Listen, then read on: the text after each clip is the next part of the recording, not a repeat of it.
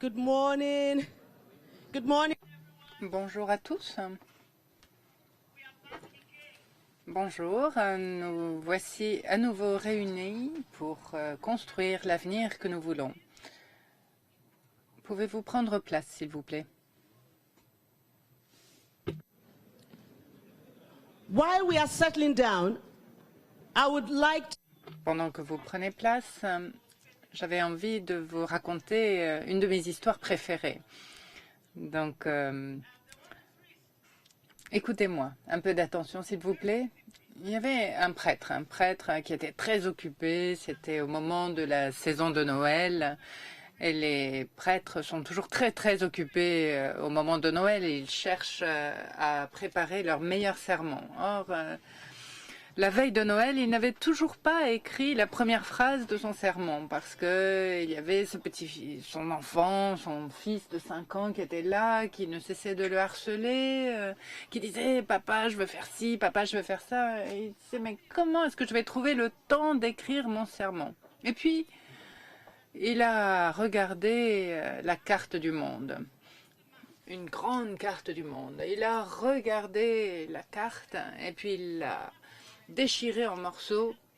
Et puis il a dit à son petit garçon, « Allez, viens m'aider, on va essayer de recoller les morceaux de la carte. » Et le petit garçon, en moins de 10 minutes, est revenu à ses côtés et il avait recollé tous les morceaux de la carte. Et son père lui a dit, « Mais comment t'as fait ça en 10 minutes? Incroyable !»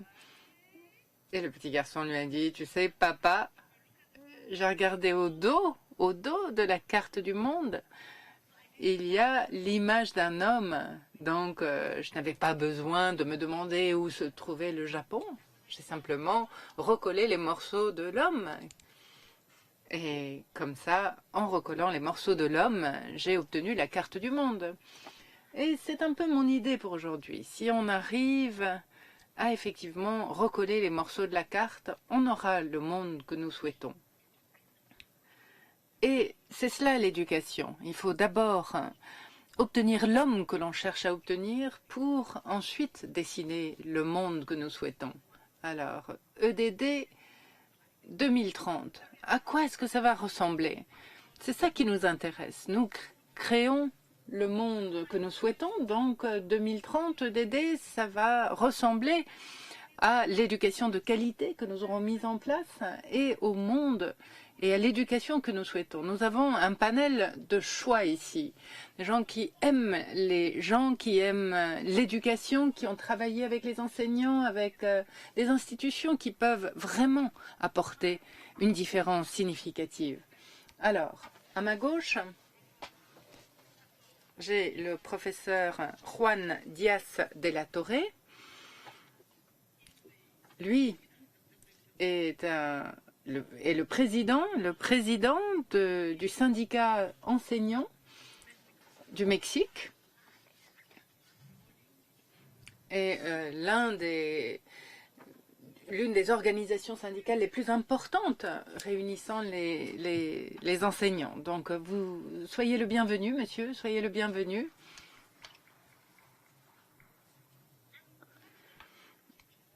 Et à côté de cet enseignant qui dirige ce syndicat enseignant, combien d'enseignants dans votre syndicat? Combien? 1,5 million. 1,5 million. 1,5 million d'enseignants dans ce syndicat. Ça n'est pas peu dire. Et puis, juste à côté de lui, la ministre de l'Éducation du Ghana. Un de mes pays préférés, le pays de l'or. C'est Nana Jane Opoku Ageman, ministre de l'Éducation du Ghana.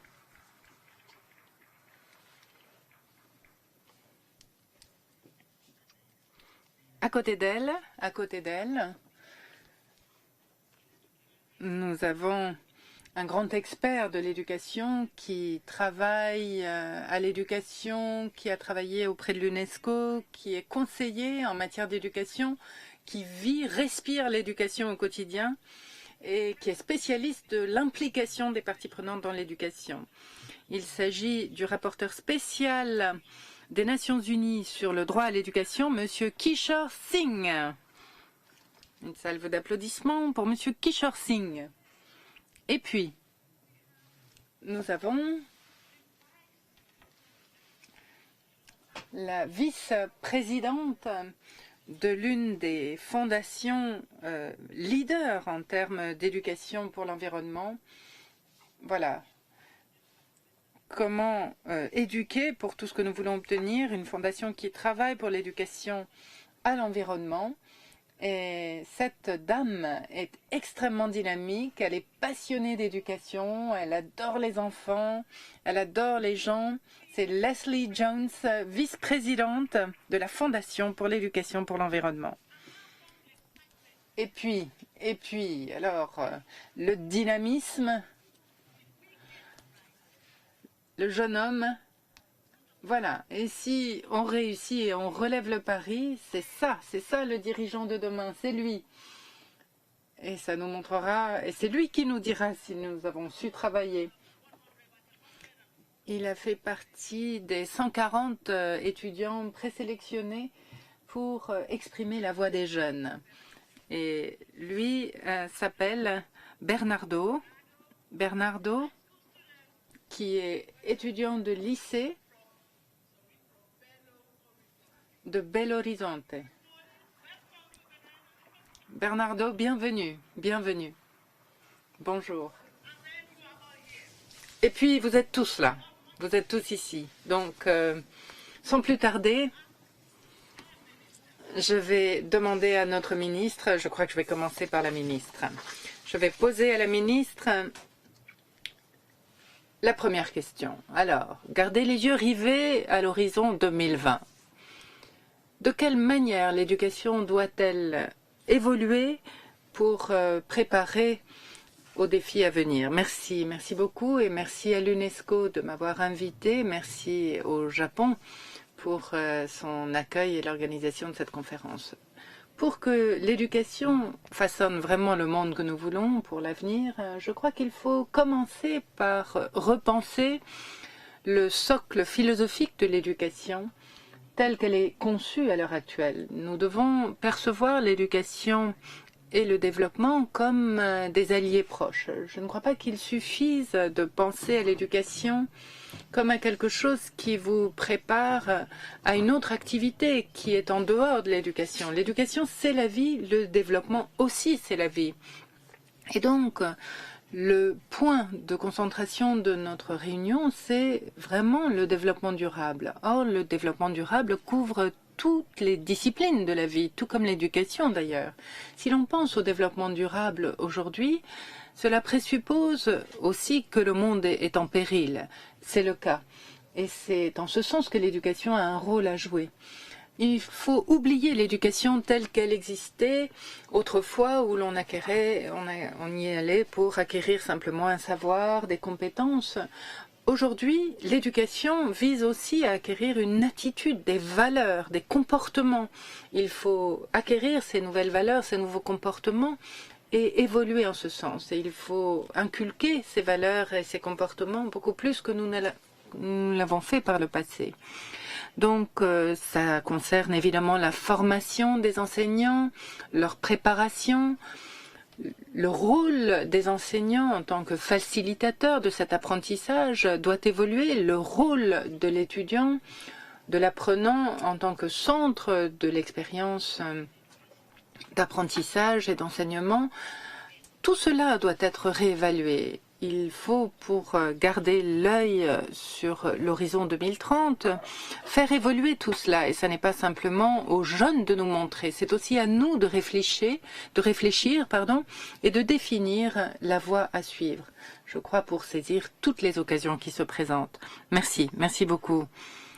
La ministre dit qu'il faut que les choses évoluent, que les enseignants doivent évoluer, qu'il faut que nous modifions la manière dont nous opérons à l'heure actuelle.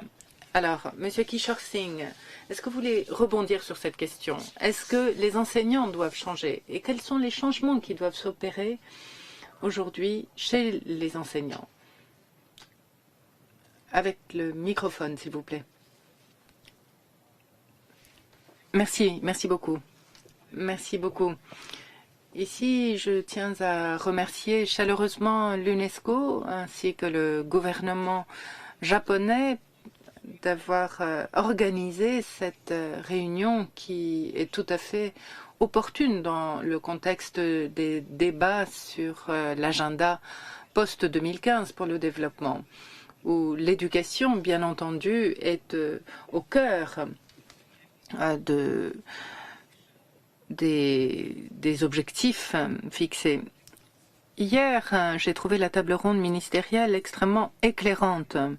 En effet, tous les progrès, toutes les initiatives, les programmes éducatifs qui se concentrent sur l'EDD ont été mis en lumière. Et je crois que la résolution de l'Assemblée générale des Nations unies sur la décennie pour le développement durable, ou l'éducation pour le développement durable, nous donne l'occasion d'aller plus loin encore. Et avec votre permission, j'aimerais ici souligner 2 ou 3 points qui, je crois, sont très importants, qui ont peut-être été moins accentués hier. Or, je crois que ce sont des points qui sont tout aussi importants. Tout d'abord, vous savez qu'il y a la déclaration de Bonn, et je la cite, on parle d'un modèle de développement non économique. Et la société actuelle n'est pas pérenne du fait des inégalités qui existent. Or, nous sommes dans un monde aujourd'hui où 1% de la population détient plus de 80% des richesses. Et plus de 80% de la population ne détient pas plus de 10% des richesses mondiales. Dans ce monde, le monde réel est en péril. Les tensions sociales actuelles peuvent aboutir à des explosions sociales. Et c'est un message qu'il faut faire passer. C'est ce que j'ai rédigé dans mon rapport à l'Assemblée générale sur le droit à l'éducation pour l'agenda post-2015. Je crois qu'il faut vraiment se mettre l'accent sur une démarche fondée sur les droits humains, où le développement soit vraiment équitable et respecte les principes fondamentaux de la justice sociale et respecte tous ces principes qui sont au cœur des fondements des Nations unies. Il faut repenser le rôle du secteur privé dans la société de l'éducation, parce qu'il faut coopérer avec le secteur privé. Il faut aussi que les entreprises ne puissent pas se livrer à une libre concurrence sans frein, mais soient contraintes de contribuer à l'éducation dont elles bénéficient par la suite. Merci. Oui, je crois qu'effectivement, l'éducation doit changer à l'échelle mondiale, à l'échelle régionale, à l'échelle sectorielle. Mais je reviens maintenant aux enseignants, puisque c'est le point de départ. Ces grands changements que l'on veut voir survenir, ces écoles qui existent aujourd'hui, telles qu'elles existent aujourd'hui, sont-elles à même de faire survenir ce changement? Les enseignants sont-ils préparés? Et ça, je crois, cette question, je l'adresse au président du syndicat enseignant. Est-ce que les enseignants sont prêts à ce changement? Bonjour. Tout d'abord, je tiens à remercier l'UNESCO et le gouvernement japonais de m'avoir donné l'occasion à moi parce que je ne suis rien de plus qu'un enseignant, mais rien de moins non plus qu'un enseignant. Merci de me donner l'occasion de prendre la parole. Et je dois dire que pour moi, c'est l'occasion inespérée de pouvoir vous faire part d'une expérience, partager une expérience qui, à mon sens, est fondamentale.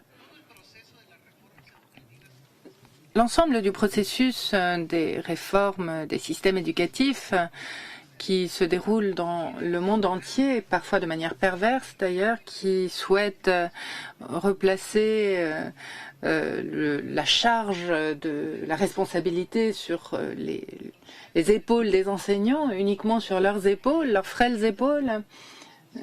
Or, je crois que ce processus doit peut-être être repensé parce que, effectivement, avant de penser à construire un monde meilleur, il faut identifier l'état actuel de la situation. Comment sommes-nous parvenus là? On ne peut pas penser l'avenir sans regarder le bilan en matière d'analphabétisme qui continue à priver une grande partie de la population mondiale de droits fondamentaux. Il y a 120 millions de personnes au Mexique avec 30 millions de scolarisés. Seulement, il y a des peuples autochtones avec 10 000 kilomètres de côte. Et je représente 1 million d'enseignants qui travaillent à la construction de ce monde meilleur pour 30 millions d'enfants mexicains. Mais comme l'a dit l'orateur précédent, effectivement, il y a de telles inégalités aujourd'hui dans le monde. Il faut vraiment sortir du discours officiel. On dit l'éducation c'est le chemin, l'éducation c'est la solution, l'éducation c'est la clé pour le développement. Oui, effectivement, mais il faut encore que ça se traduise en propositions concrètes. Et les enseignants, qui sont le socle de l'éducation, sont là et ils sont prêts à construire un pays meilleur, un monde meilleur. Et par ailleurs, il n'y a pas encore de conscience généralisée sur l'importance de l'éducation. Et les pressions que l'on fait peser sur le système éducatif sont gigantesques lorsqu'il y a un tel déséquilibre entre la réalité du monde économique, les inégalités sociales et ce qu'on exige du monde éducatif et ce qui existe dans les infrastructures, les moyens que l'on met en place et que quand il y a des millions d'élèves qui n'ont même pas accès à Internet, à des ordinateurs. Alors, et dans les années à venir, il est évident que le fossé numérique va se creuser encore, loin de se combler. Donc, je crois que l'esprit de changement que les enseignants ont et ont toujours eu va demeurer. Et en tout cas, au Mexique, c'est l'expérience dont je peux parler. On est en train de mettre en place une réforme du système éducatif qui porte à la fois sur la qualité, parce que bien entendu, nous devons aussi replacer l'éducation dans ce contexte de mondialisation, mais nous voulons aussi nous attaquer aux inégalités. Et effectivement, et il faut essayer de combler ce fossé entre riches et pauvres, impérativement. Merci beaucoup, merci. Oui, alors effectivement, la nécessité du changement s'impose. Les enseignants ont ce potentiel de changement, mais bon, le potentiel, c'est une bonne chose, mais ça ne suffit pas. Hein. Et si le potentiel ne se traduit pas en réalité concrète, alors le potentiel ne sert à rien. Et à ce moment-là, il faut peut-être se pencher sur la formation des enseignants pour les mener où on veut les mener. Bernardo. Alors, est-ce que vous avez vu des changements s'opérer chez les enseignants? Quel est votre enseignant de rêve? Je crois que les enseignants ont changé ces dernières années. Hein. L'éducation a changé parce que les enseignants ne sont plus les détenteurs du savoir, puisque l'information est accessible à tous aujourd'hui. Donc les enseignants ne sont plus les gardiens du savoir, ils se sont transformés en guides sur la manière dont on peut utiliser ce savoir. Et ça, c'est un changement fondamental. Mais je ne crois pas que les enseignants soient prêts, ni les élèves, ni les étudiants. Je crois qu'il faut énormément de formation pour préparer les étudiants comme les enseignants. Et j'ai eu la chance de participer à la conférence d'Okayama et de parler avec mes pairs. Ce qu'on nous enseigne, c'est une mentalité de l'infériorité. on nous dit, on nous enseigne, on nous apprend que nous ne pouvons pas changer le monde. Et c'est un problème gigantesque. Or, il y a des élèves, des étudiants qui ont intégré cette voix intérieure qui leur dit que non, ils ne peuvent pas changer le monde même s'ils ont envie de le faire. Pourquoi? Parce que c'est comme ça qu'on a appris et c'est pour ça que le monde ne change pas. Et c'est un problème immense et il faut vraiment que l'éducation soit complètement repensée pour que l'on s'autorise l'idée même de pouvoir changer. Et j'aimerais citer Malala, la lauréate du prix Nobel de la paix, quand elle disait « Un livre, un enseignant, un enfant peuvent changer le monde ». Et nous avons des millions d'étudiants, des millions de livres, des millions d'enseignants. Et pourquoi est-ce qu'on ne change pas le monde aussi efficacement qu'on le pourrait? Eh bien, c'est parce que nos enseignants, nos étudiants apprennent tous les jours qu'ils ne peuvent pas le faire. Et c'est un énorme problème, parce qu'on peut le changer, le monde, et c'est quelque chose dont il faut vraiment avoir conscience. Merci. Wow. Yeah, before I go on.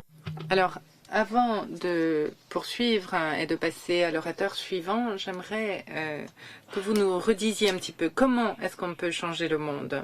Eh bien, ça peut vous paraître un peu étrange, mais je crois qu'on peut changer le monde en étant un exemple au quotidien, un exemple pour ceux qui vous entourent, simplement en ne jetant pas ses déchets, en gardant l'eau du bain, en aidant ses camarades de classe, en aidant ses amis lorsqu'ils sont dans le besoin, en participant à des programmes sociaux, lorsqu'on en a l'occasion.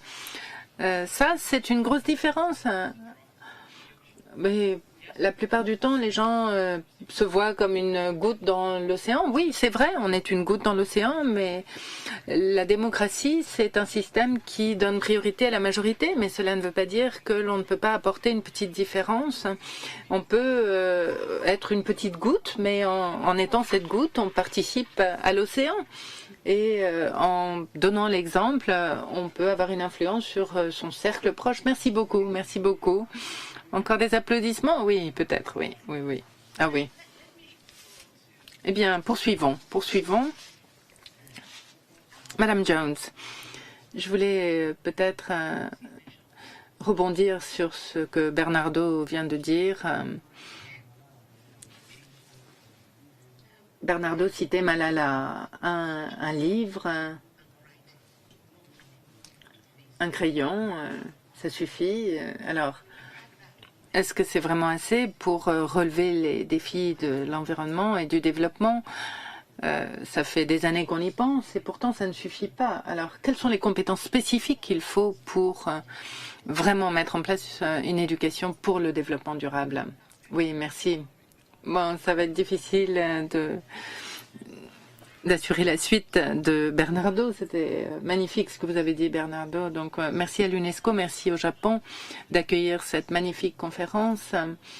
Et merci à l'UNESCO de reconnaître le rôle vital joué par des ONG telles que ma fondation. Ces ONG peuvent effectivement apporter une contribution importante à l'agenda EDD. Il y a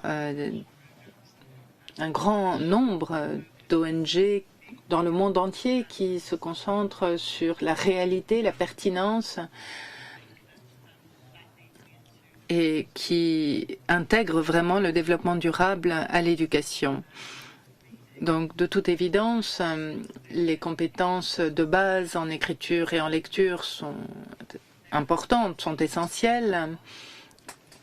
Même si elles sont importantes, néanmoins, elles ont leurs limites.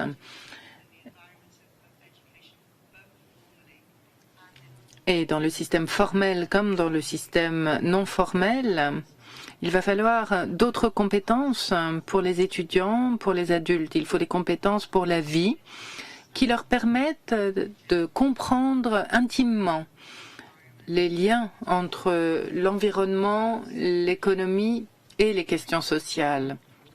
Il faut des compétences qui leur permettent de comprendre les conséquences de leurs actions. Comme Bernardo le disait, tout le monde peut faire une différence. Il faut aussi des compétences qui permettent de comprendre les conséquences des mesures prises par le gouvernement, qui permettent de comprendre aussi comment fonctionne le secteur privé et de prendre des décisions raisonnées, éclairées. Merci.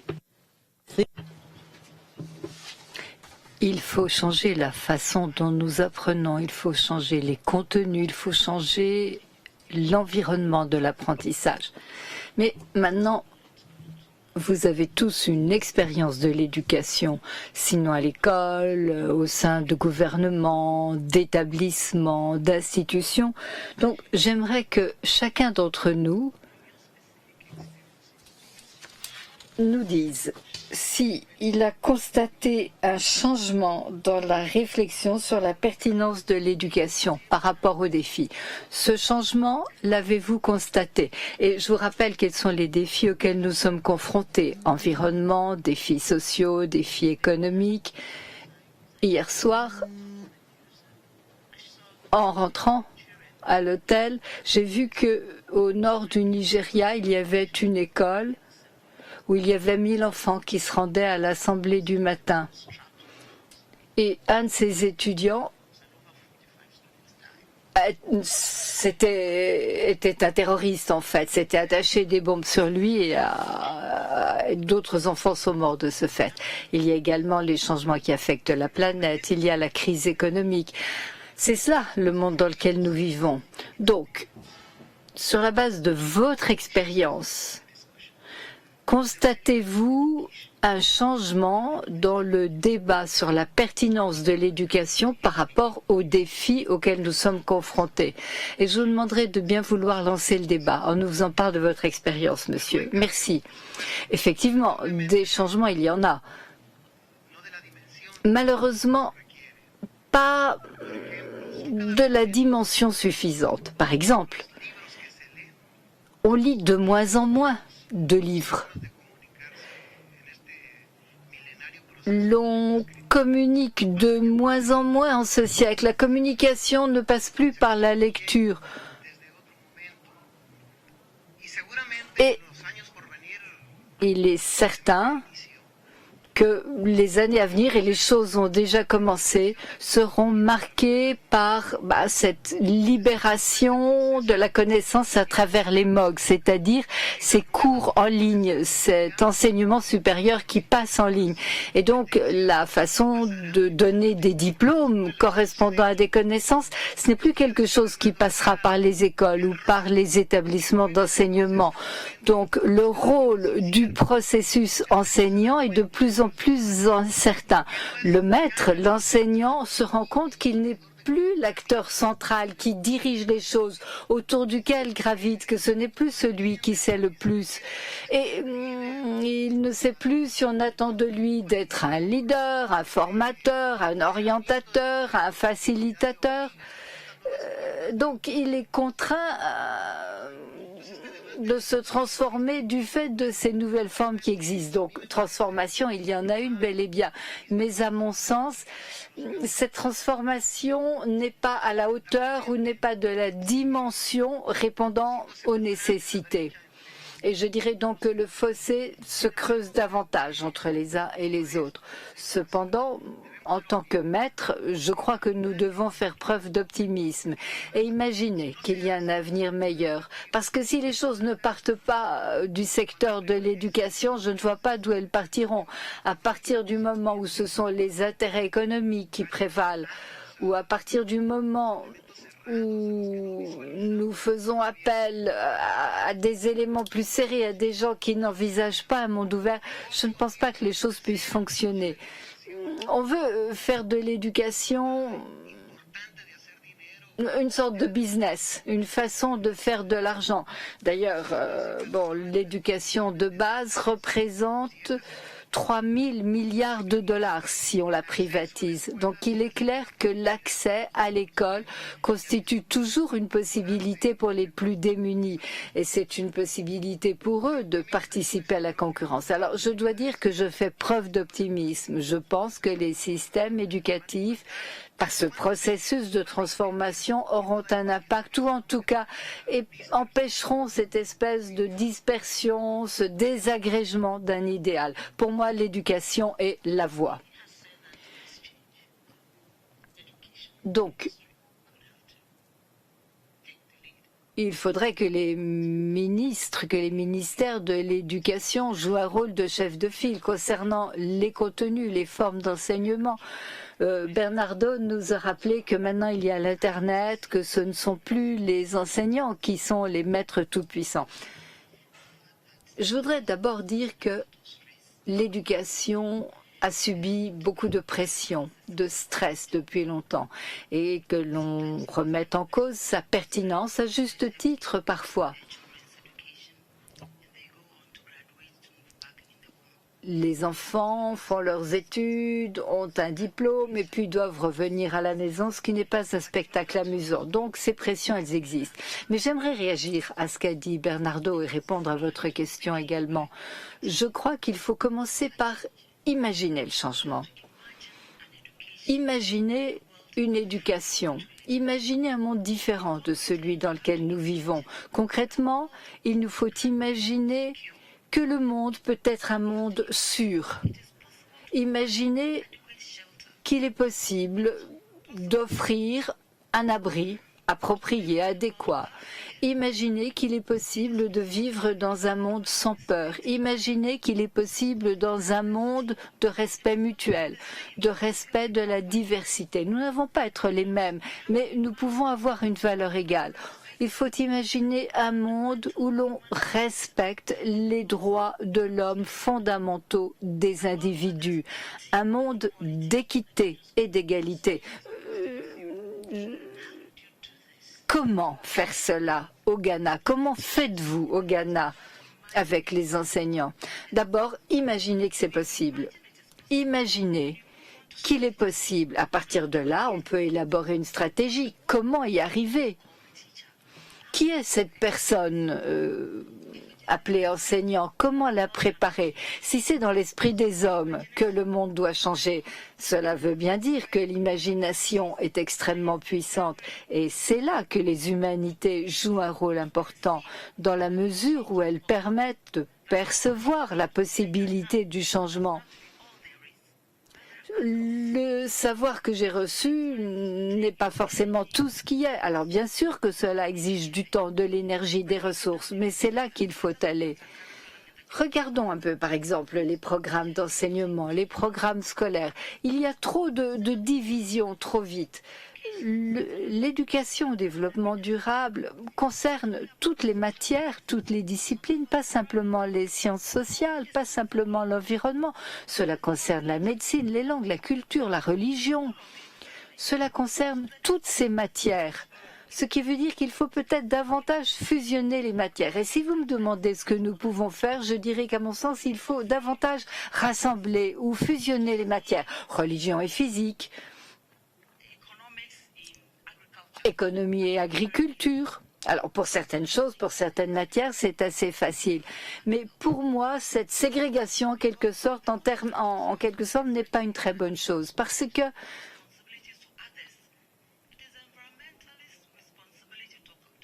on finit par penser que ce sont les spécialistes de l'environnement qui doivent parler du développement durable. Non, le développement durable, c'est une responsabilité qui incombe à chacun parce que le risque, il est mondial, que l'on soit développé, sous-développé, surdéveloppé. Chacun court un risque.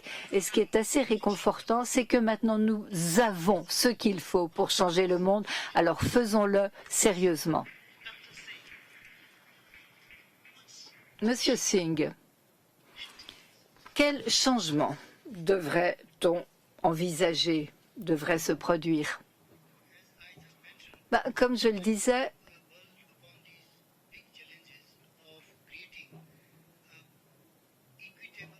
le défi majeur, c'est de créer des sociétés équitables fondées sur la justice. Offrir une égalité des chances plus grande. C'est un défi permanent pour moi. Les ministres, les décideurs ont des responsabilités. en vertu d'une résolution de l'Assemblée générale des Nations unies qui concerne l'avenir que nous voulons. Et je cite cette résolution, « Droit à une éducation de qualité ». Le droit à une éducation de qualité est essentiel du point de vue du développement durable. Et il faut donc transformer les capacités du système d'éducation pour y parvenir. Je crois qu'il y a encore beaucoup à faire. Si l'on veut transformer les systèmes éducatifs pour qu'ils répondent à ces défis. J'aimerais souligner 3 domaines clés qui me semblent particulièrement importants. La communauté internationale des États s'est engagée vis-à-vis d'un certain nombre d'instruments concernant le développement durable, la Convention sur la biodiversité, la déclaration de l'UNESCO, une déclaration de l'UNESCO, la déclaration de Bonn, etc. Les États ont la responsabilité de traduire ces instruments en actions concrètes au niveau national. C'est cela que nous pourrons avancer dans le domaine de l'éducation. J'aimerais citer 2 cas. Je suis très heureux de constater, nous devons nous féliciter de ce qui est fait au Japon, parce que la mission constitutionnelle du Japon, c'est d'assurer le bien-être des générations à venir. Et donc, d'emblée, on prévoit ce développement durable. Il y a également le concept de sumakase, c'est-à-dire de bien-être ou de bonne façon de vivre, qui implique un respect et une harmonie entre nature et communauté. Et donc, ils ont mis en place un système d'éducation qui permet de répondre aux défis du climat, du changement climatique et de l'environnement. Donc la mise en œuvre des instruments normatifs me semble un défi très important. Deuxièmement, à l'avenir, en particulier, il va falloir élaborer des concepts et des programmes nouveaux qui nous permettront de mettre en place une éthique nouvelle. Il faut une éthique nouvelle. Et, comme je le disais, aujourd'hui, on s'intéresse beaucoup à la responsabilité sociale des entreprises, à l'éthique des entreprises, ce qui permet de faire intervenir toutes les parties prenantes, le secteur privé, avec les ONG, avec les gouvernements, mais ceci sur la base de principes fondamentaux d'égalité des chances, des droits de l'homme, etc. Et avec votre permission, j'aimerais évoquer encore un point. Comment faire de l'éducation une force d'égalisation? Et il y a donc là un domaine abordé qui est le développement des compétences, qui me semble très important dans le cadre de l'éducation au développement durable. Il faut donc nous appuyer sur des compétences, mais renforcer les capacités des enseignants et du système éducatif tout en faisant en sorte de développer pleinement les personnalités, la personnalité humaine pour que les élèves qui bénéficient de cette éducation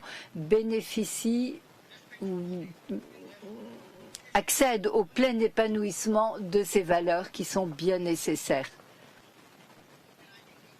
Et je crois qu'il s'agit là de défis majeurs pour les systèmes éducatifs d'aujourd'hui et de demain. Donc au niveau politique, à un niveau élevé, si vous voulez, il y a effectivement un changement de discours. Mais j'aimerais maintenant poser la question à la vice-présidente. Avez-vous constaté un changement de discours sur la pertinence de l'éducation à la lumière des changements parmi votre réseau d'écoles? Comme vous le disiez, un des programmes que nous dirigeons, c'est le programme EcoSchool, des écoles écologiques ou des écoles vertes, comme l'a évoqué hier le secrétaire général. C'est le plus grand programme au monde en matière d'environnement.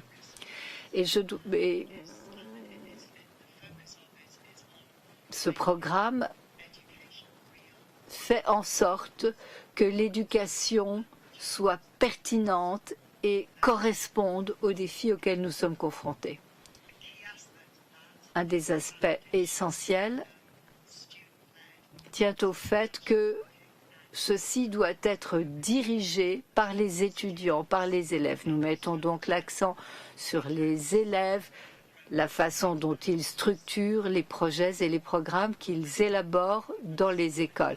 J'aimerais vous donner un petit exemple de cette réalité et de cette pertinence. Une de nos organisations membres en Ouganda a introduit le programme EcoSchool depuis 2 ans environ. Et dans une région de l'Ouganda, les élèves ont décidé de mettre l'accent sur le thème de l'eau, de s'intéresser au thème de l'eau. Et ils ont donc décidé de récolter l'eau de pluie. Donc c'est une approche très simple. Ils récoltent l'eau de pluie dans de grands tonneaux, dans de grands conteneurs.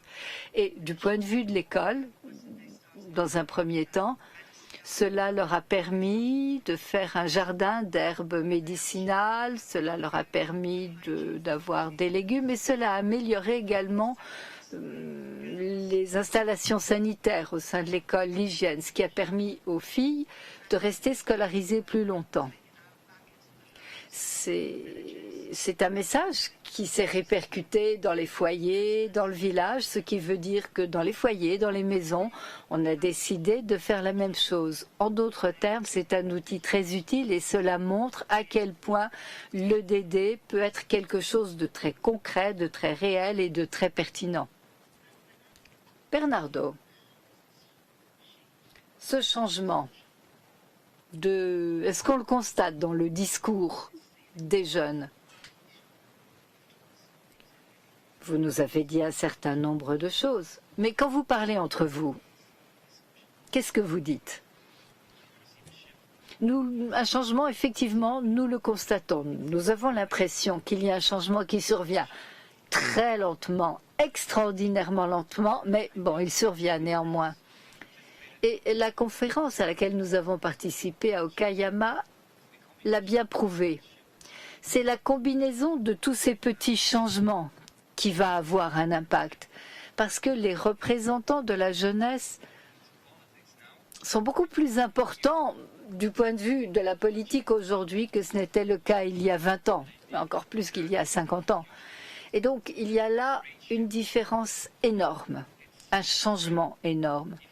Et c'est magnifique. Alors, bon, on peut considérer que le développement durable, on n'en est pas encore là, mais il y a un avenir pour cela. Et les jeunes en sont conscients. Les jeunes pensent peut-être qu'ils ne peuvent pas changer le monde, mais ils peuvent intervenir au niveau de leur communauté, au niveau de leur style de vie. Et c'est un très bon début. Alors je dirais oui, oui, oui. Je crois que nous avons pris conscience que nous ne pouvions rien faire sans les jeunes. Récemment, dans l'un des ateliers, le centre intergénérationnel a pris une décision au terme de laquelle aucune conférence ne pourrait se tenir sans jeunes. Oui, c'est très important. Le représentant du Mexique a dit quelque chose de très intéressant à Okayama et qui pourrait être redit ici. Je pense qu'il s'agit de quelque chose de tout à fait pertinent. Nous n'héritons pas la nature de nos parents, nous l'empruntons à nos enfants. Donc si l'on prend une décision en matière de durabilité sans consulter les jeunes, les générations suivantes est erronée. C'est vrai, les choses ont beaucoup changé. Mais maintenant, nous consultons les jeunes. Heureusement, heureusement, les choses ont changé. Bien. Les membres du panel nous ont donné une idée des changements qui surviennent, de ce qui reste à faire, de ce vers quoi nous nous orientons. L'éducation doit être plus globale, elle doit changer, elle doit intégrer un certain nombre de ces questions essentielles.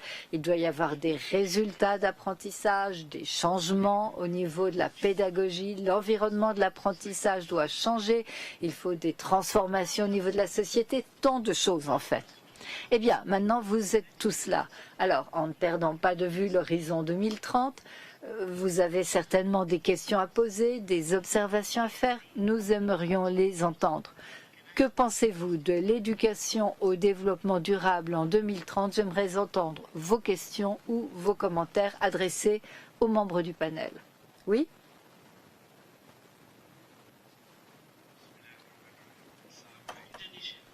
L'Indonésie.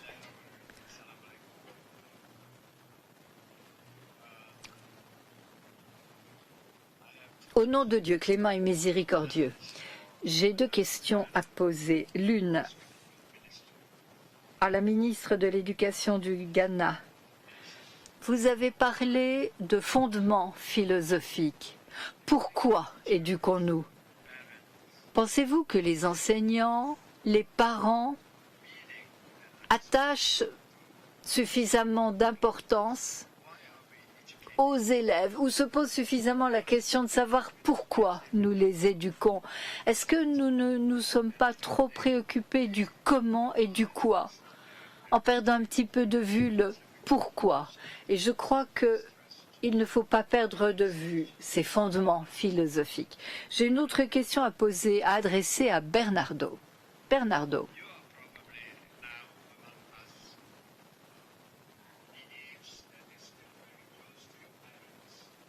Vous êtes encore très proche de vos parents en termes d'âge, plus proche de vos parents que nous ne le sommes. Alors, les élèves, les enfants, à votre sens,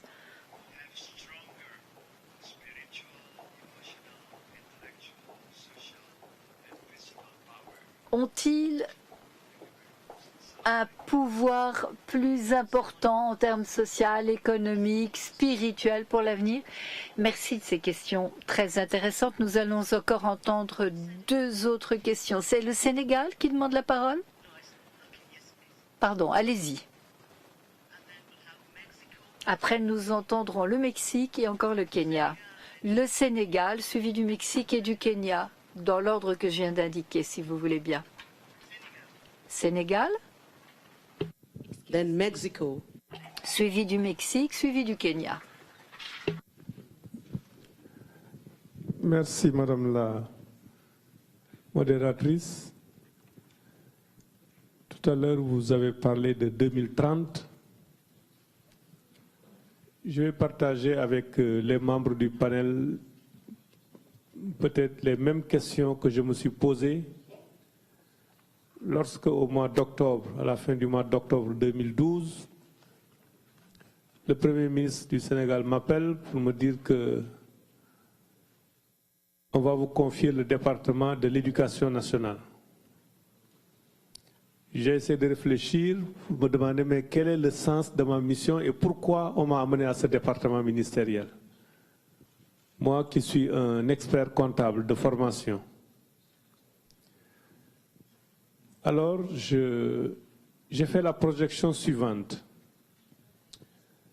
Le Sénégal compte 3 cycles d'enseignement avant d'arriver au baccalauréat. L'école élémentaire, c'est 6 ans. L'enseignement moyen, c'est 4 ans. L'enseignement secondaire, 3 ans. Ça fait un total de 13 ans. Pour avoir le master, c'est 5 ans. L'élève qui va entrer à 6 ans à l'école élémentaire, si tout se passe correctement pour lui, et il ne redouble pas, il a son master, il sort sur le marché du travail en 2032. Alors là, je me suis gratté la tête en me disant, on me demande de former quelqu'un pour des métiers qui n'existent pas encore, pour résoudre des problèmes qui ne sont pas à l'heure actuelle où on le forme des problèmes, et peut-être avec des méthodes pédagogiques qui n'ont pas encore été inventées.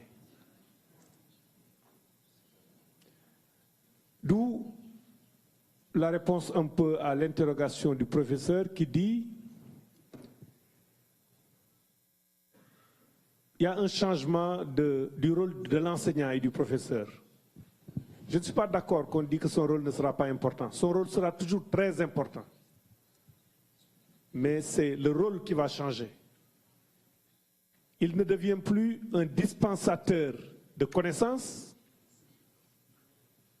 Il devient un médiateur de la connaissance, un facilitateur de la connaissance. Parce que l'enfant, il acquiert un certain nombre de connaissances par ce tourbillonnement informationnel qu'il y a autour de lui. Et l'enseignant doit être quelqu'un qui lui permet d'utiliser ces connaissances qu'il a, par l'environnement qu'il a, par les nouvelles technologies, pour développer des compétences qui vont lui permettre d'avoir l'esprit analytique pour résoudre des problèmes qui ne sont pas des problèmes actuellement et pour faire face à des métiers qui n'existent pas actuellement. Merci beaucoup. Yeah. Thank you so much. Merci. L'enseignant ne doit pas être l'enseignant classique que nous connaissons. L'enseignant doit connaître tous les lieux auxquels s'adressent les jeunes en termes de connaissances. Le Mexique. Merci infiniment, madame. Merci aux membres du panel, merci de leur contribution et merci à vous de la façon dont vous modérez le débat. Je voudrais souligner l'importance de la question de la formation des enseignants. L'un des défis majeurs auxquels nous sommes confrontés, c'est le renforcement des processus éducatifs afin de faire face aux défis que pose le développement équitable et durable au plan mondial. La participation active des enseignants est d'une importance critique. En tant que point focal de l'UNESCO, au sein de l'équipe internationale des enseignants de l'éducation pour tous, et conformément à la déclaration de Lima, dont sont convenus les ministres de l'Éducation de l'Amérique latine et des Caraïbes récemment, il me semble important de souligner l'importance de parvenir à une pleine convergence entre les résultats de cette conférence mondiale de l'éducation au développement durable qui nous réunit aujourd'hui à Nagoya et le travail de l'équipe internationale d'enseignants pour l'éducation pour tous, afin que cette priorité élevée, formation des enseignants pour promouvoir le développement durable, trouve bien son reflet dans la réflexion sur l'agenda post-2015 qui sera adopté au Forum de Corée en 2015. Forum mondial sur l'éducation. Je pense également à ce qui se fera à New York au mois de septembre prochain. Je suis reconnaissante aux membres du panel de toutes les observations qu'ils ont formulées sur ce point. Eh bien, messieurs, mesdames les membres du panel, j'espère que vous avez pris bonne note. Le Kenya.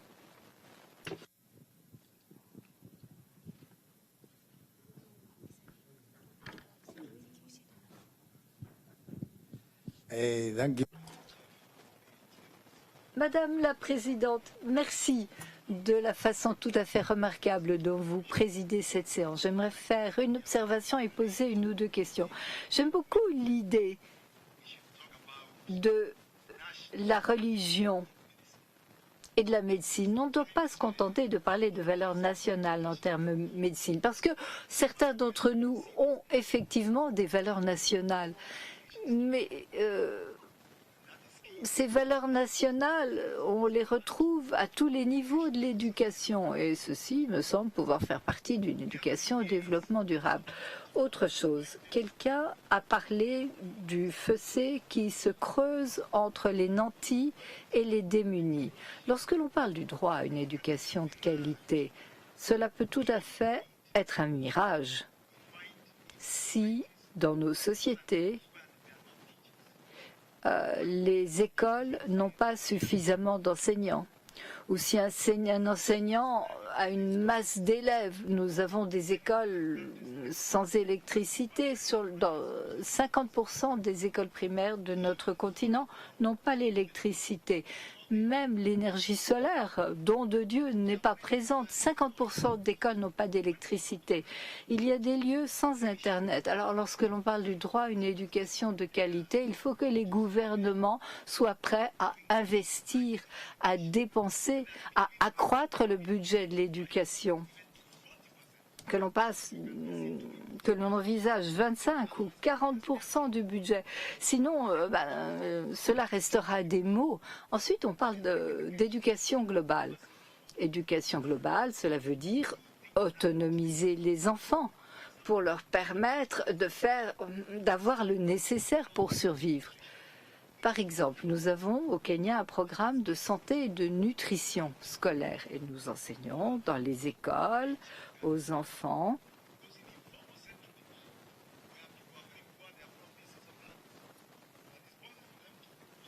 à jardiner et à pêcher.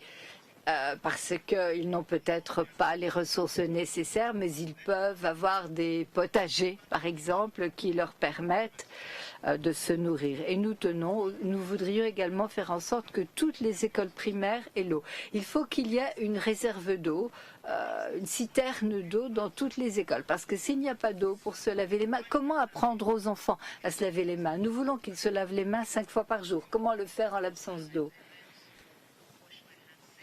Moi aussi. C'est au Kenya que j'ai appris à me laver les mains plusieurs fois par jour. Donc c'est vrai, vous le faites, je le reconnais.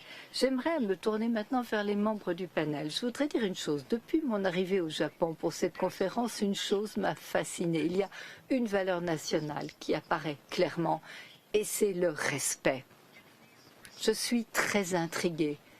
Les Japonais se respectent et respectent autrui. Du haut de l'échelle sociale jusqu'en bas de l'échelle sociale. Et c'est une valeur que je trouve extraordinaire. Je me tourne vers le panel. Bernardo, et puis nous suivrons l'ordre. Bernardo, voudriez-vous répondre aux questions? Nous vous écoutons.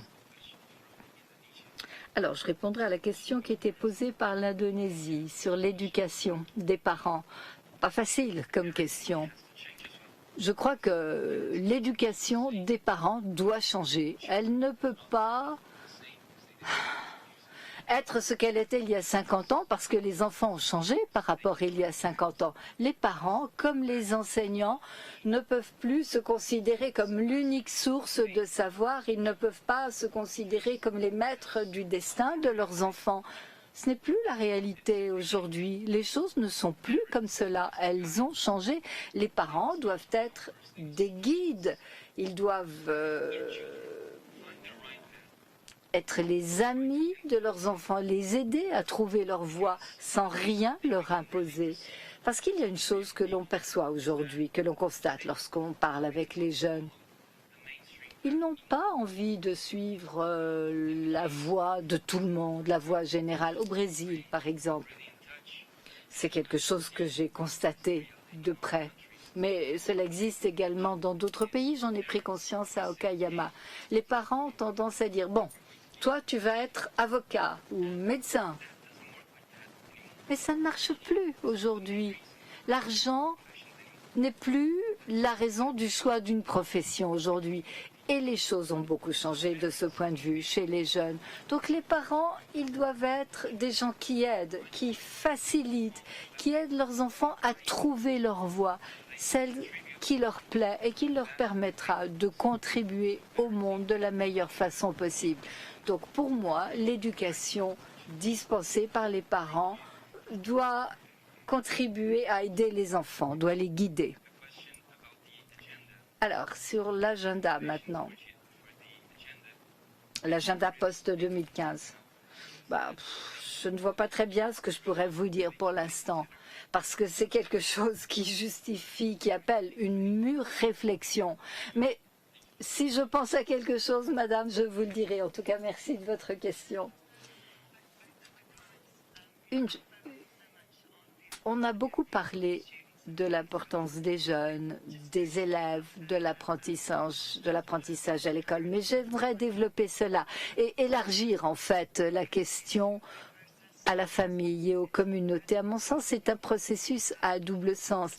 Et je considère que c'est une occasion exceptionnelle pour les élèves, pour les jeunes, de ramener à la maison ce qu'ils ont appris. Et donc, de faire passer le message à la maison et auprès de la communauté. Mais maintenant, on ne peut pas se contenter de dire « Bon, à vous, c'est votre responsabilité, débrouillez-vous ». c'est nous, en tant qu'adultes, qui devons aussi jouer notre rôle et faire en sorte d'apporter les changements nécessaires pour mettre en place un monde plus durable et pour vivre des vies plus durables. Avec votre permission, j'aimerais répondre à ce qui a été dit par la représentante du Mexique concernant la formation des enseignants. Je crois que les ONG ont un rôle extrêmement important à jouer dans ce domaine.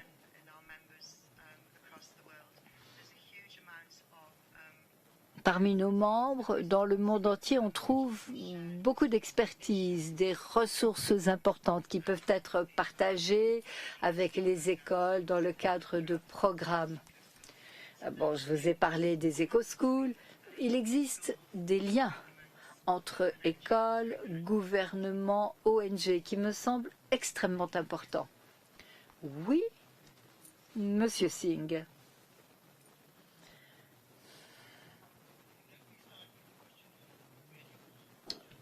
Je vais commencer par répondre à la question des valeurs dans l'éducation. La Chine est un pays que je connais bien et qui prévoit dans sa constitution la transmission, l'enseignement des valeurs. Et je crois qu'aujourd'hui, nous devons mettre l'accent sur l'intégration des valeurs éthiques dans les systèmes d'éducation pour ne pas perdre de vue les objectifs essentiels de l'éducation. Ces objectifs, on les trouve déjà dans les traités internationaux relatifs aux droits de l'homme. Il s'agit du respect de la diversité, des cultures, des systèmes de connaissances, de la compréhension mutuelle, de la coopération internationale. Il nous faut également redonner vie à des valeurs traditionnelles. Le concept de motenaï au Japon, par exemple, qui veut dire ne pas gâcher, ne pas gaspiller, ce qui me semble très important pour nos sociétés actuelles.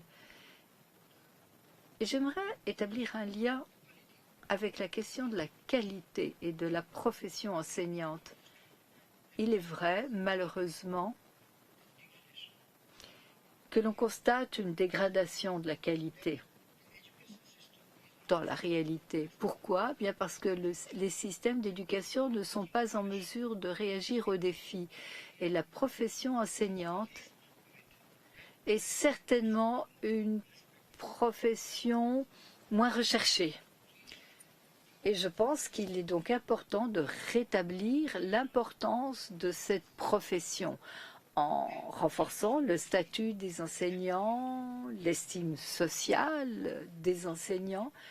Et c'est ainsi que l'on aura un impact. Il faut que les enseignants soient davantage respectés dans tout le système d'éducation. Je ne pense pas simplement à l'enseignement de base, à l'éducation primaire. Il faut voir également comment l'on peut préparer les enseignants et comment l'on peut leur permettre de relever les défis en cours lors de leur vie professionnelle. Et je pense qu'il est très important également d'investir dans l'éducation, comme le demandait la déclaration de Bonn, qui disait qu'investir dans l'éducation, c'est investir dans l'avenir.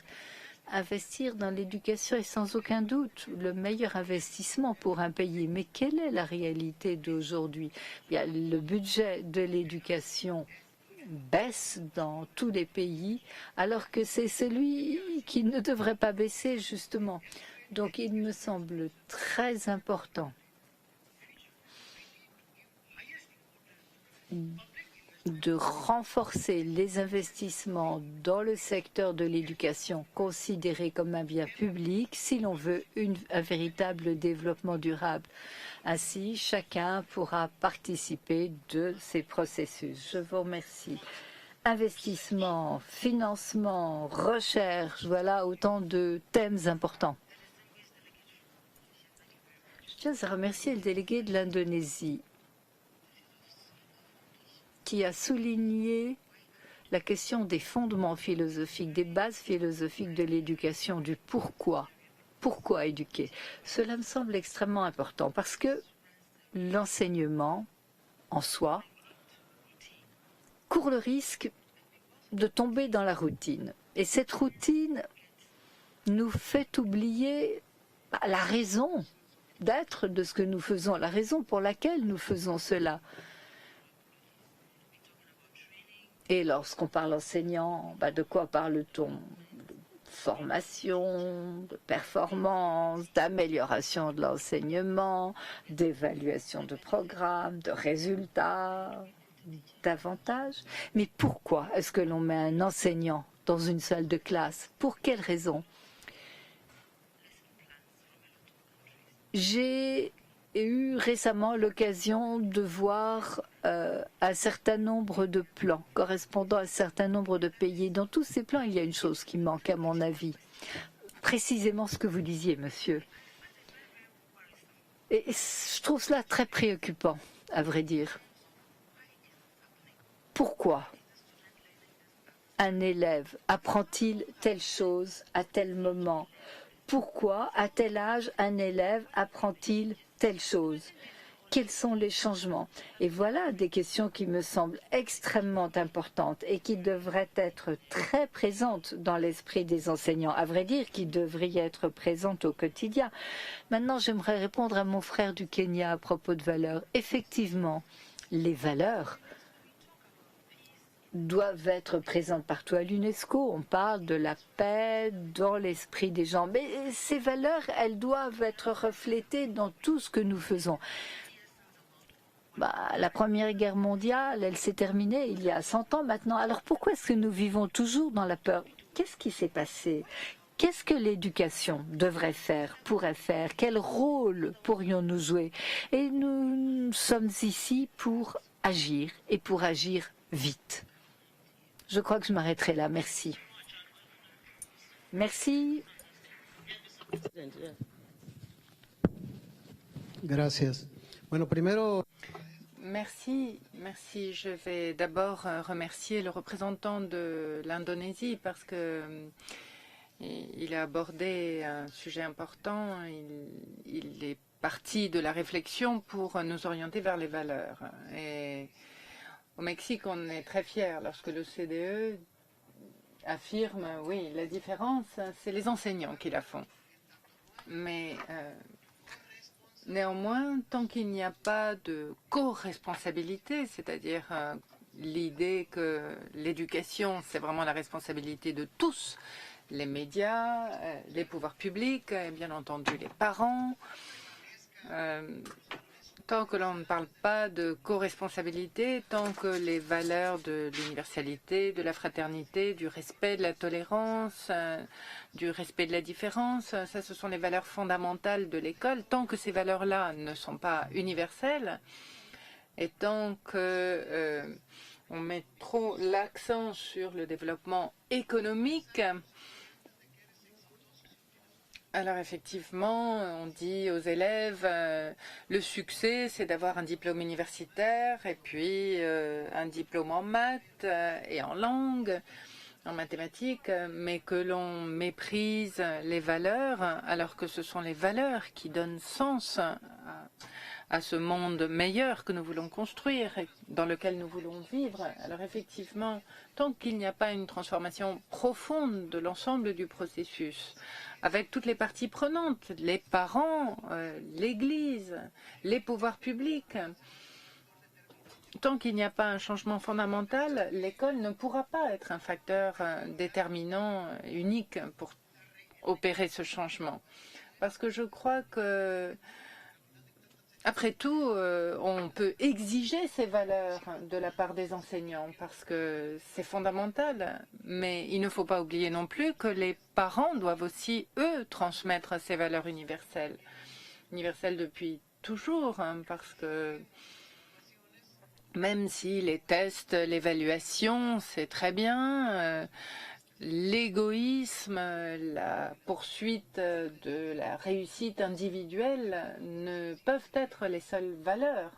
Il faut absolument mettre en relief l'idée que l'éducation doit être un niveleur, mais un niveleur qui égalise, qui et d'ailleurs l'article 3 de notre Constitution depuis 1977 met en avant 3 grands principes.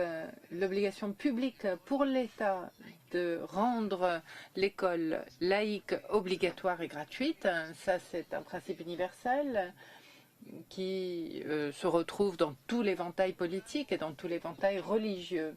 Et en même temps, quand j'entendais Bernardo, il disait, Socrate parlait de la jeunesse rebelle, perdue, qui ne comprend rien, mais la jeunesse doit être comme ça. Si la jeunesse n'était pas plus exigeante, il n'y aurait aucun processus de transformation qui vaille. Et effectivement, je crois que la formation des enseignants doit être complètement engagée sur ce plan.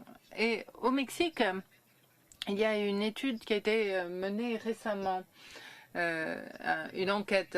Pourquoi est-ce que tu travailles comme enseignant? Et 60% répondaient, c'est parce que c'est ma vocation. Et si tu revenais en arrière et que tu pouvais choisir une autre voie, qu'est-ce que tu dirais? 80% d'entre eux répondaient, je serais enseignant. Alors peut-être en modifiant un petit peu le rôle qu'ils jouent, mais ils seraient restés enseignants. Ils auraient étudié et choisi la même chose. Nous approchons de la fin de notre séance et il y a un exercice que j'aimerais que nous menions ici. Alors peut-être essayons de fermer les yeux pendant quelques secondes et d'imaginer 2030. Que voyons-nous dans cette éducation pour le développement durable? Quel type de personnes est-ce que l'on peut imaginer? Quel type de génération? Quel type de citoyens du monde peut-on voir? Quel type d'institution pour l'éducation? Comment est-ce qu'on communique en 2030? On est en 2030. Fermons les yeux. Prenons le temps de nous projeter en 2030 et puis je reviens vers vous au bout de 30 secondes.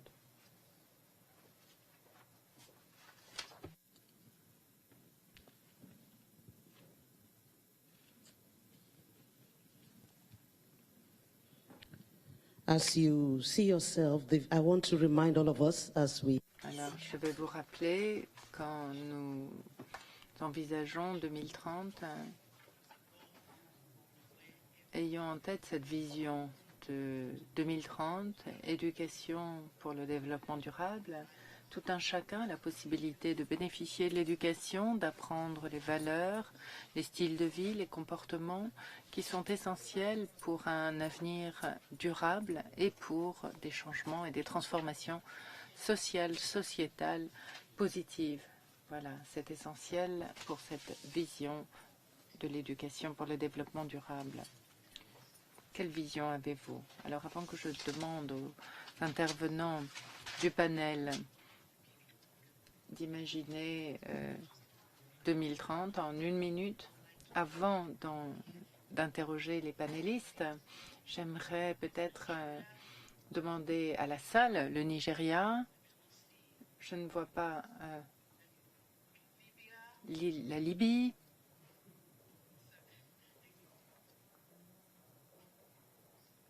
Est-ce que vous voyez les panneaux? La Tunisie, la Palestine, la Corée, et puis au loin, excusez-moi, je ne vous vois pas. Côte d'Ivoire, Côte d'Ivoire. Concis, droit au but. Votre vision pour 2013. 30 secondes. Nigeria.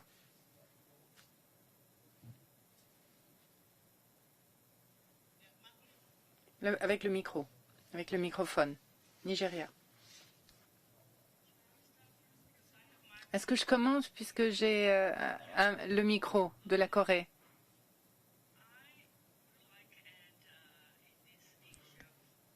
Moi, j'aimerais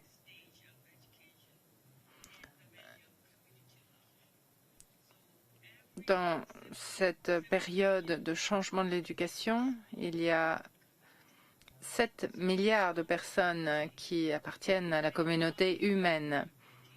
Donc, s'ils aiment cette communauté, ils vont comprendre que l'être humain est une composante du monde écologique.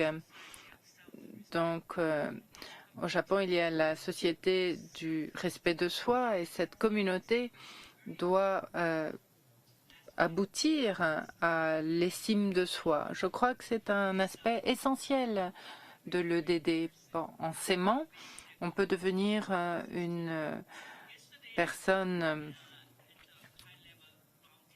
grande et rendre le développement durable. Hier, le vice-ministre, Premier ministre de Malaisie a cité la Corée du Sud et j'étais impressionnée par ça parce que dans cette fondation de Global World, on a un centre éducatif de 20 hectares en Corée du Sud. Donc, il y a toutes sortes d'installations et des équipements éducatifs extraordinaires. Donc, vous êtes tous invités en Corée du Sud. Merci, merci. L'amour, donc. L'amour. Oui. Nigeria, oui. 2013. Qu'est-ce qu'on imagine 2030, le monde aura rétréci, les frontières auront disparu et les processus démocratiques auront apporté plus de changements, plus d'écoles, l'information jouera un rôle essentiel, plus d'accès à l'éducation, les valeurs auront changé, mais il y aura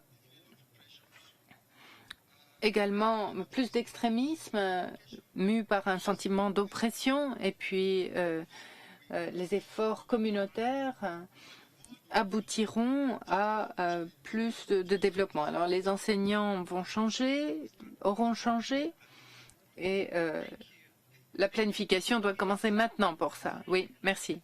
Merci. Alors je suis désolée si je ne peux pas donner la parole à tout le monde. Alors les pays que j'avais nommés tout à l'heure, je sais qu'il y en avait encore 2.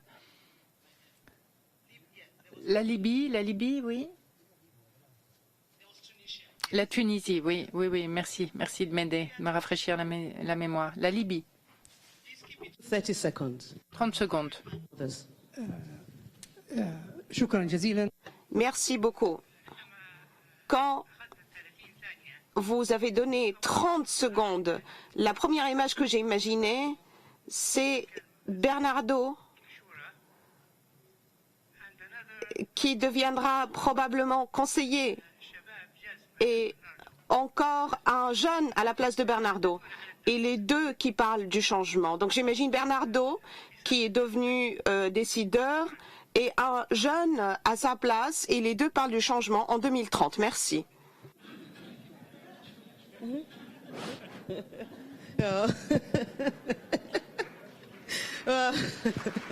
Yes. Belle image, belle image. Libya. La Libye, c'est fait. Pardon. La Tunisie et puis la Palestine. Palestine, then we have Côte d'Ivoire. Et puis la Côte d'Ivoire. Merci. Je suis heureux de parler entre la Libye et Palestine et j'adore les deux pays. En 30 secondes, et chose difficile, mais je vais dire très rapidement. Je pense que nous avons, il y a quelques années, répondu à la question comment on sera en 2030 et quels sont les savoirs de base, les skills ou les connaissances. Et nous avons parlé des connaissances de la vie, des talent de la vie et surtout la communication, l'altruisme, l'acceptance de l'autre, le respect mutuel et la capacité de s'intégrer avec les autres. Toutes ces valeurs qui seront probablement influencées négativement par les technologies. Pourquoi? Parce que l'éducation par soi-même à travers Internet et qui sera développée probablement en 2030 rendra les êtres humains encore plus éloignés les uns des autres. Et c'est pour cette raison-là qu'il faut s'intéresser à cette dimension qui aura une influence sur les autres principes, sur la citoyenneté dans sa dimension nationale, régionale et internationale. Et merci. Yes, Palestine. La Palestine? Merci à tous. Quand on parle du développement durable, dans le cadre des affaires sociales, je pense qu'entre 2014 et 2030, il y aura une révision complète des principes, des mœurs qu'un étudiant aura acquéris à travers Internet. Et comme l'a dit mon collègue, le frère de Tunisie, il y aura une grande différence entre les principes que nous avons aujourd'hui et ce que les jeunes à ce moment-là vont acquérir d'Internet. Donc je pense qu'il faut revoir tout le processus afin de rendre l'interaction, comme on dit, face à face entre l'étudiant et le professeur et aussi entre l'étudiant et ses parents. Les principes, les valeurs sont acquises à la maison et aussi à l'école. Et si on revient au développement durable d'un point de vue social, il faudra relier ça à un développement durable économique. Comment? C'est-à-dire d'exploiter son environnement, l'énergie solaire par exemple, comment on peut l'utiliser pour produire de l'électricité et pour utiliser Internet, etc. Donc si l'étudiant se base uniquement sur la technologie, il n'aura pas le nécessaire, la connaissance nécessaire, le savoir-faire nécessaire. Et c'est ce que l'on constate aujourd'hui. Comment, par exemple, on peut utiliser les déchets à la maison pour produire l'engrais organique. Donc le développement social et économique sont inséparables. Il faudrait qu'il y ait une intégration entre les deux domaines et ceci ne peut se passer ou ne peut avoir lieu qu'à l'école et avec le professeur qui doit par ailleurs être développé ou subir le changement nécessaire pour accompagner ce changement. Donc comment peut-on former les formateurs, les professeurs afin qu'ils puissent jouer le rôle de facilitateur et qu'ils puissent avoir un langage d'échange commun avec l'étudiant. Merci. Et maintenant la Côte d'Ivoire, 30 secondes s'il vous plaît, 30 secondes.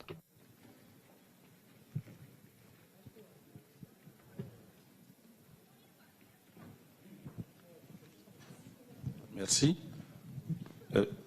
Pour nous, je dirais que le développement durable devrait prendre beaucoup plus en compte le contexte. Et le contexte parce que si nous tenons à avoir une éducation qui tienne compte d'un bon développement assuré, il faudrait que nous mettons l'accent sur l'amour, c'est-à-dire éliminer les différences, comme certains viennent de le dire tout à l'heure. Cela est important dans la mesure où, lorsqu'on a vécu la guerre, finalement tout ce qu'on crée peut être amené à disparaître. Mais il y a aussi, pour 2030, c'est-à-dire l'année 2030, il faut prendre en compte surtout l'analphabétisation, qui doit être une lutte qui doit être menée. Parce que lorsque nous parlons d'éducation, c'est vrai, il y a l'enseignant, il y a les élèves, mais il ne faut pas que nous oublions surtout les parents. Et c'est pour ça que j'ai parlé d'une éducation qui doit tenir compte beaucoup plus du contexte.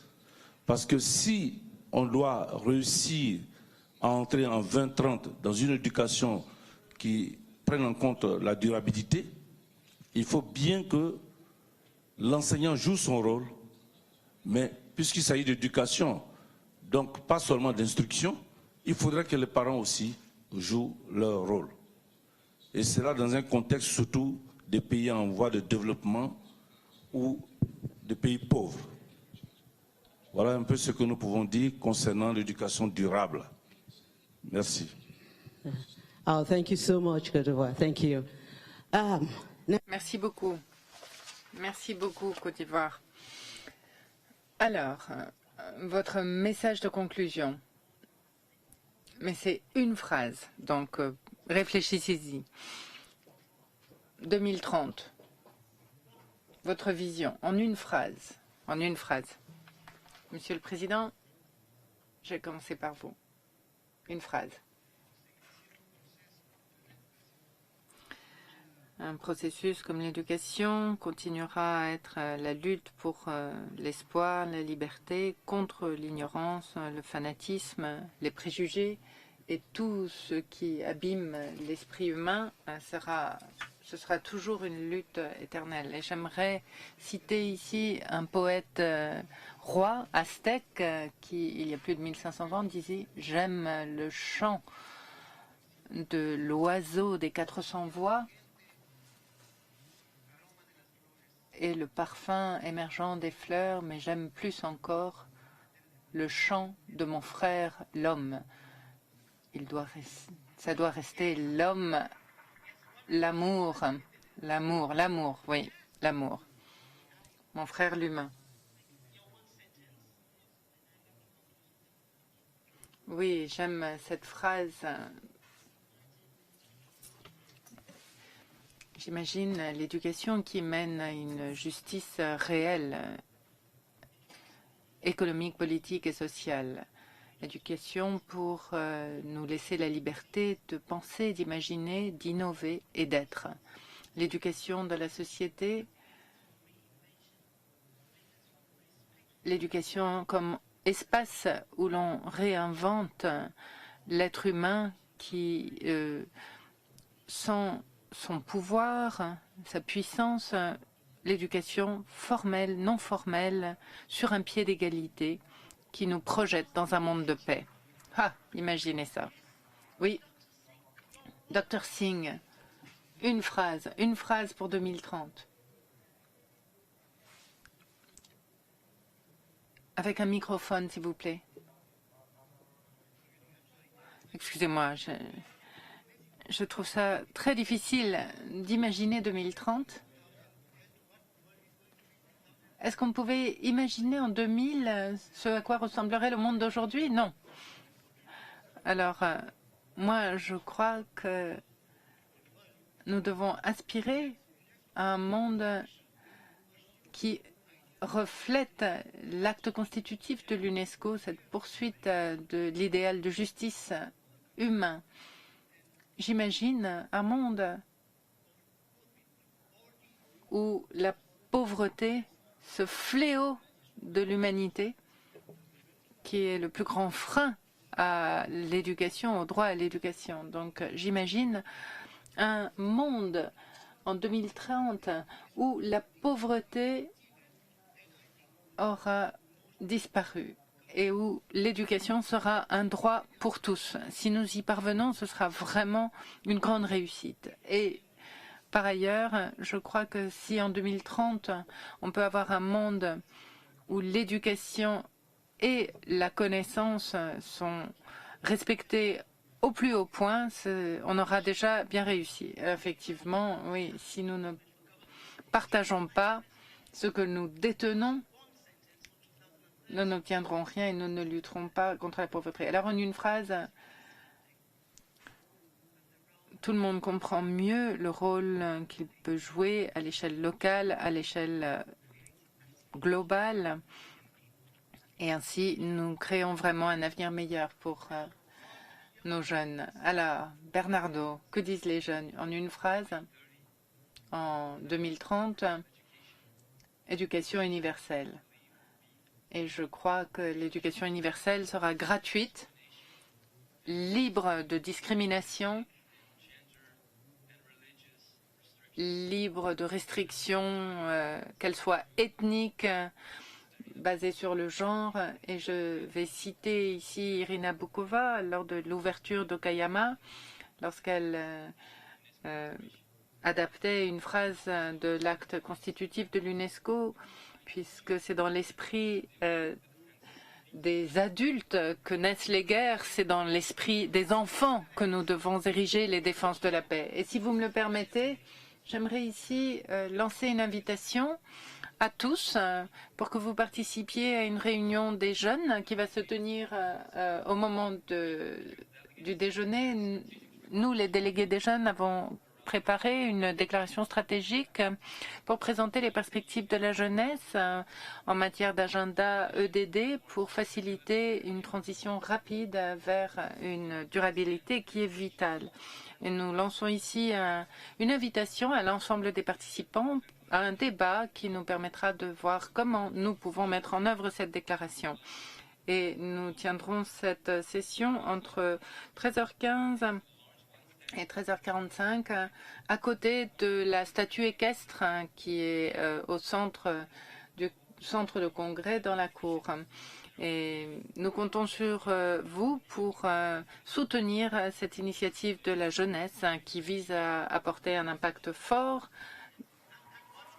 à l'agenda post-2015. Oui. Alors, apprenons des jeunes, apprenons des jeunes. Il est grand temps. En conclusion, j'aimerais partager avec vous les mots d'Alan Kay, un informaticien des États-Unis. La meilleure manière de prévoir l'avenir, c'est de le créer. Et nous pouvons créer l'avenir, mais pour le faire, il faut que nous soyons tous des VIP. Il faut que nous soyons tous déterminés à vivre ici comme des VIP, des hommes et des femmes de vision, avec énormément de vitalité. Vitalité. I, c'est pour en anglais la participation, involvement. Et P, c'est pour la participation. Et si vous regardez la feuille de route définie par l'UNESCO, vous avez énormément de détails. Il y a de la vérité, il y a des connaissances que vous pouvez utiliser. Lisez-la, lisez-la. Je ne peux pas vous promettre qu'il n'y aura plus de guerre. Je ne peux pas vous promettre que tous nos problèmes sociaux, économiques, politiques, environnementaux auront disparu. Et comme Irina Boukova, directrice générale de l'UNESCO, le disait, je ne peux pas vous dire qu'il n'y aura pas de mouvement adverse. Néanmoins, en 2030, vous pouvez en être certain, les graines qui sont semées aujourd'hui seront devenues des arbres. Les enfants qui naissent aujourd'hui auront de nouvelles manières de penser les êtres, l'environnement, l'avenir. Ils auront une autre vision des pouvoirs publics, des gouvernements. Les institutions, les sociétés civiles, les multinationales, les écoles auront une manière de fonctionner différente. Les graines semées aujourd'hui seront devenues des fruits, seront devenues, des arbres sur lesquels poussent des fruits. Nous sommes parvenus au terme de notre séance plénière et nous devons, je crois, célébrer et vivre avec passion et détermination en gardant l'œil rivé sur notre bilan positif des 10 dernières années. Nous n'allons pas pouvoir appuyer sur supprimer, Bernardo. Il n'y a pas un petit bouton sur lequel nous pouvons appuyer pour supprimer tout ce qui ne s'est pas produit. Mais nous devons continuer à saluer les étoiles, parce que les étoiles peuvent continuer à briller. Elles vont briller plus fort encore. Laissons-les briller, remplir de leur lumière la nuit sombre. Et les étoiles vont continuer à briller, parce qu'aucune nuit ne demeure nuit lorsqu'elle est envahie par les étoiles.